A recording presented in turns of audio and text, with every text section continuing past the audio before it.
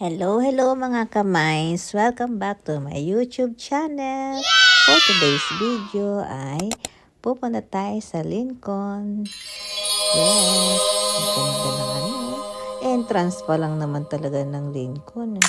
Pasabog na. Diba? Ang gaganda ng mga bato-bato nila dyan. Oh. Pasok pa lang yan pa town. Ang ganda. Kaka-amaze, no? Akala mo parang nasa pelikula lang. Talaga na-preserve nila yung mga lumang bahay. Tapos ang titibay pa rin talaga ng mga bahay. Ito kahit na double parking talaga meron silang space para sa dumadaan. At dito, ayun na nga yung Lincoln Cathedral. Ang ganda. Grabe. Uy. Tignan mo naman. Paikotin naman. Yung buong Lincoln Cathedral, apakalawak, apakalaki. Grabe, oh. Kahit saan ka maglakad, oh. Ang ganda ng kahit saan view.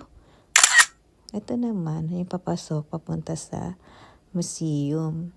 Dati daw, itong museum na ito, dito ang kinukulong yung mga namatay, nakapatay ka, tapos dito sinisentensyahan.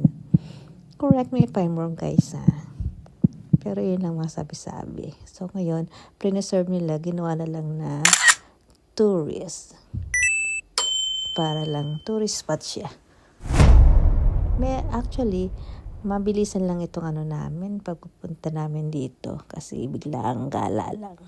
Yun pala, meron ditong entrance na pwede kang pumunta doon sa may pinakataas at maikot mo ng overlooking. Kaso wala na kaming time, kaya dito lang kami sa loob, sa may gilid. Ito nga pala yung likod niya. Ang linis pa rin. Kahit saan ka pumunta. Ang ganda, lawak. Ang ganda ng mga, parang may pa-castle. Yan. Ang dami rin nagpupunta rito. Ano pa yan, weekdays pa kami nagpunta dyan, Yan, palabas na kami ng museum para siyempre umuwi na kasi magko-close na siya hanggang 5 o'clock lang. Yan, ang ganda ng halabas, diba? Oh. Yan, pauwi na kami yan, guys. Hopefully